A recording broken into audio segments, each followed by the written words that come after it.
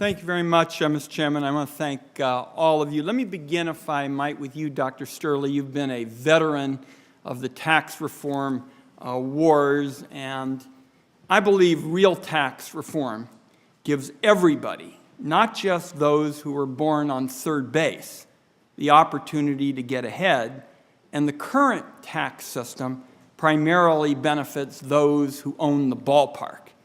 And when you look at your numbers in particular, you come to the conclusion that under the current tax code, the younger you are, the less income you make, the less our government does to boost opportunity for you to get ahead.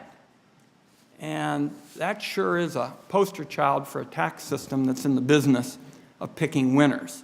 So my first question to you is, wouldn't it make sense as a fundamental principle of tax reform to clean out a lot of the special interest clutter, to hold down rates for everybody, and use it as a ladder to create more opportunity, especially for young people who aren't getting those opportunities early on that you've described? Mr. Wyden, Senator Wyden, I certainly agree with your conclusion, but let me try to answer this in a way that I think is fairly bipartisan. What I've described, as you know, it is bipartisan. What Senator Coates and I have offered. Doesn't get more bipartisan than that. That's I'm agreeing with you on that. I guess what I'm going along that path is I want to distinguish between size of government and allocation. And the issues you're raising has to do with how we allocate the budgets, which also I think reflects a little bit the previous question, the previous discussion, is we actually have a social welfare budget in the United States. If I had the tax subsidies and the direct, of about $30,000 a household. That's not a trivial budget. We could argue whether it should be $35,000 or $25,000. A lot of the tax code, a lot of it is in other parts of the direct spending system. There are ways of taking that money and reallocating it so that it more favors not just lower income households who are excluded for some of these tax breaks you're talking about, but also so that it moves more on the mobility side of the budget. I kept emphasizing that what we've got now is a budget that favors consumption. So low-income households aren't left out, for instance, of the housing programs, but they're encouraged, for instance, to take rental housing where they might get rental subsidies, but not to own, whereas the subsidies for ownership, which are in the tax code, they're not encouraged to participate in. So it's not just upside down in the tax code, it's upside down across both the tax code and the social welfare system. And I think there are ways of reallocating this money that would favor mobility in ways that I think that both political parties would favor. Many of these are in the tax code, but many of them are also in the social welfare bill. Ms. Currier, let me turn to you, because I think you all are doing extremely important work as it relates to upward mobility at Pew, and I'm especially attracted to your ideas about personal savings. I mean, in effect, this is an opportunity for a family to create their own safety net. And in this regard, Senator Coates and I have proposed creating a new American Dream account, which could be used for any purpose. And what we'd like to do is particularly address some of the judgments that you're making in terms of how young people could benefit from enhanced savings. How would you go about, at this point, setting up a new kind of savings opportunity? Where would you start it, and how would you use it in a way so as to create the best possible array of incentives for young people?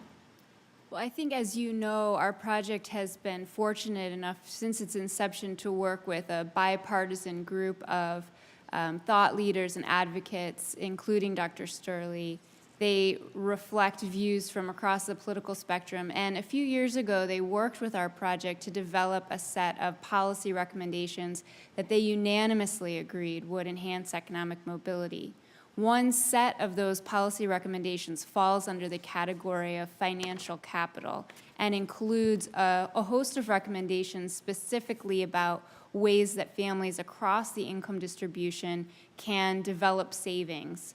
One of their policies includes child savings accounts and establishing accounts early in life so that children from the very beginning have opportunities to become more financially literate, build expectations for themselves about how that money could be used for human capital development, and also tap into behavioral economics, giving people an easier opportunity to invest in themselves and their children.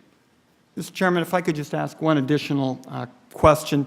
On education, and I think I'd like to ask you this question, Dr. Lefgren. Senator Rubio and I have teamed up to propose a bill on higher education. You've been very interested in this field over the years, and what Senator Rubio and I are proposing is called the Right to Know Before You Go Act, so as to help particularly college-bound students deal with this mountain of debt that so often they rack up. It's really become the second biggest investment after buying a home in their life. I know that you have looked at this issue particularly as a springboard to economic mobility for young people. What kinds of federal policies would you suggest that could help young people who are getting shellacked by these enormous debts that they're facing for higher ed?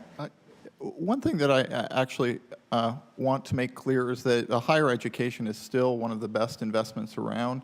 Like, if you look at the economic literature, the return to education has not been declining. It's actually been increasing over time. And so I think it's important that as we move forward, that we don't send the message to our young people that higher education is a boondoggle or is a bad investment. It will, for most people, be the best investment that they can ever make. Now, there's a couple problems.